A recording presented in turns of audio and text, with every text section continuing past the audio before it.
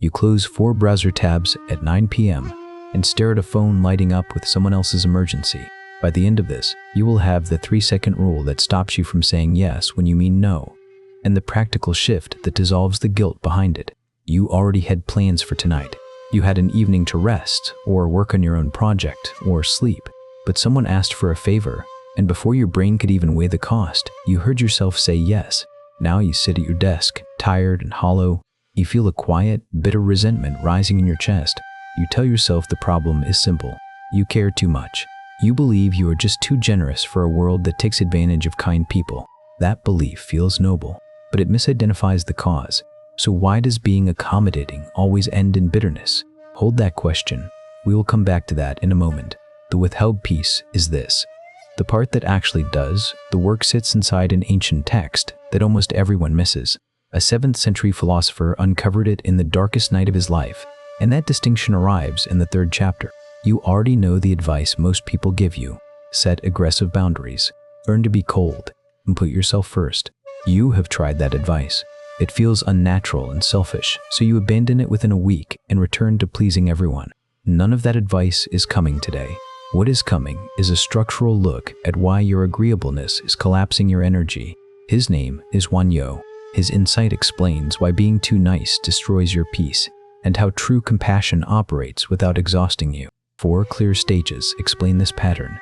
The first stage starts with why you became agreeable in the first place, and what comes next will surprise you. Concede this before looking at the damage. Being agreeable is a brilliant survival strategy. When you say yes to people, friction disappears. You become the reliable worker who absorbs the extra shift. You become the friend who listens to 2 hours of complaints without interrupting. You become the partner who never starts an argument. People praise you for this. They call you dependable, patient, and kind. There is real evolutionary logic behind your behavior. Human group survival depended on social cohesion. Displeasing the tribe once meant exile and danger. Therefore, your nervous system learned to treat someone else's disappointment as a threat to your safety. Every time you smooth over an awkward silence, you buy immediate peace. Every time you swallow your preference, you avoid an uncomfortable confrontation. You built an entire personality around being low maintenance. You take pride in needing very little while giving a great deal. Notice the immediate reward of this approach. It works in the short term. It prevents tense arguments today. It keeps relationships polite on the surface. You tell yourself that keeping everyone happy is your contribution to the world. You believe your self-sacrifice is proof of your goodness. That case is coherent. Millions of capable adults live inside it for decades without questioning a single premise. We will get to that in a moment. Underneath that agreeable surface, an invisible cost accumulates every single day. The first crack in this defense appears the moment you look at what you secretly expect in return. And that is where the real trap begins. That is step 1 of the 4 mechanisms, the unspoken invoice.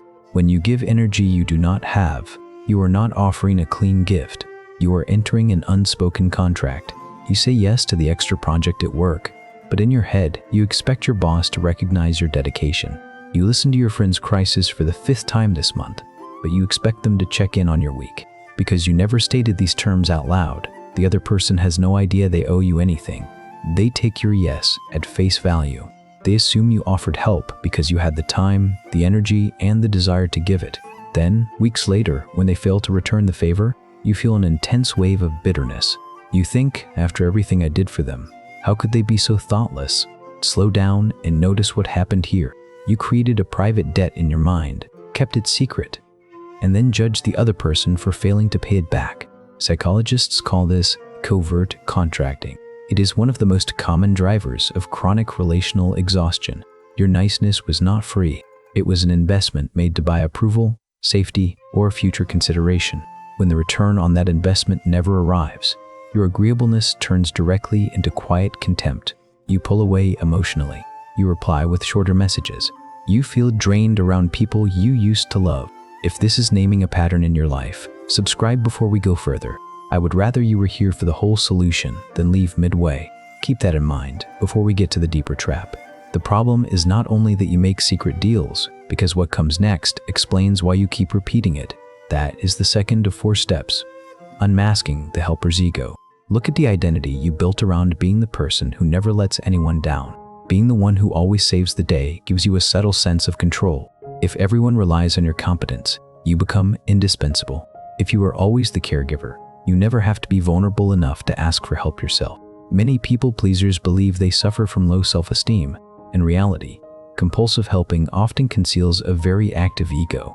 It feels morally superior to be the one who bears the burden. You get to view yourself as the patient, selfless adult, surrounded by demanding, immature people. That narrative protects you from examining your own life. As long as your calendar is full of other people's problems, you never have to face your own unfinished goals. You use other people's chaos as a shield against your own quiet fears. Pay attention to this dynamic. When someone solves their own problem without your assistance, do you feel pure relief? Or is there a tiny, uncomfortable feeling of being unneeded? That slight discomfort is data. It shows that your helping was partly about maintaining your role as the savior. You trapped yourself in a cage of your own design. You taught everyone around you that your time has zero value, and now you resent them for treating it as free. You cannot break this pattern with superficial communication tips. You need a deeper understanding of how the mind creates this division. I will show you the exact insight that dissolves this trap, and that is where the turn begins. That is the third of the 4 movements, Wonhyo's awakening to one mind. In the year 661, a Korean monk named Wonhyo was traveling through a torrential storm, seeking shelter in the pitch black of night. He crawled into what he believed was an earthen cave. Parched with exhaustion and thirst, he reached his hand across the dark ground, found a small vessel filled with cool water, and drank with immense relief. It tasted sweet, refreshing, and pure. He slept deeply until dawn. When morning sunlight broke into the shelter, Wonhyo opened his eyes.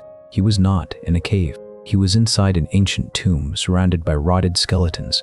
The cup he had drank from so eagerly was a human skull, filled with putrid, muddy water crawling with maggots. The moment he saw it, his stomach seized. He fell to the ground and vomited violently.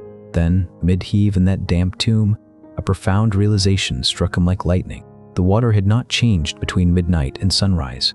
In the dark, it was pure nectar. In the light, it was foul poison. The entire difference was created by his own discriminating mind. Wonhyo wrote, "When thought arises, all things arise. When thought ceases, the skull and the spring are not two." This is his famous principle of one mind, or ilsham. Now apply this directly to your people-pleasing. When you divide your world into the selfless giver and the selfish taker, you are operating from that same discriminating trap. You create a false division between your needs and the needs of others. You believe that saying yes is inherently pure, and saying no is inherently bad. Wonhyo realized that giving from depletion is not compassion. It is giving from fear, pride, and division. True compassion does not require self-destruction. When your mind is whole and rooted in its own center, kindness flows naturally like water over the rim of a full cup. It does not bargain. It does not keep score. Stay with this, because the 4th step is where the practice begins. That brings us to the 4th of the 4 steps. An honest no beats a resentful yes. A boundary is not a wall, and it is not an attack. It is simply an accurate report of your real capacity. When you say yes to a request while your insides scream no, you are lying to the person in front of you. You are handing them a smile while secretly depositing resentment into your mental ledger. A clean refusal is actually an act of respect. It tells the other person, "I value this relationship too much to poison it with false agreement." Here is the 3-second rule to install today. Whenever someone asks you for a commitment, pause for 3 seconds before speaking. Do not give an immediate answer. During those 3 seconds, check your internal state. Ask yourself one clear question. Am I offering this from genuine abundance, or am I offering it to avoid their discomfort? If the answer is fear of discomfort, your clean response is simple. You do not need an elaborate excuse, a medical story, or a long apology.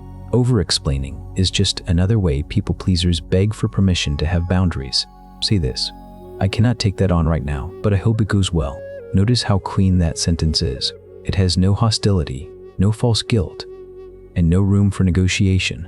The other person may feel a moment of disappointment. Let them feel it. Their disappointment is an ordinary human emotion, not an emergency you are obligated to extinguish. By allowing people to manage their own feelings, you treat them like capable adults instead of fragile children. Watch what happens when you start practicing this consistently, because the final piece comes back to the very first question we asked. Think back to the opening image of this video, sitting at your desk at 9 p.m., phone glowing in the dark, weighed down by commitments you never wanted to make. You now see the entire architecture of that trap. You saw how agreeableness began as a sensible survival strategy. You saw how unexpressed needs turn your generosity into an unspoken invoice. You saw how the ego of the helper keeps you bound to other people's emergencies. And through Wonhyo's realization in the tomb, you saw that peace was never about pleasing the world around you. Your peace depends on how clearly you perceive your own mind. You do not need to become hard, cynical, or indifferent to protect your life. You only need to stop betraying yourself in the name of being good. True kindness does not demand that you burn your own house down to keep someone else warm. Fill your own cup first. Let your yes be an honest gift from your overflow, and let your no be a clean shield that protects your peace. Drop a comment below. What is one obligation you agreed to this week that you need to let go of? Protect your wellspring and let the rest settle on its own.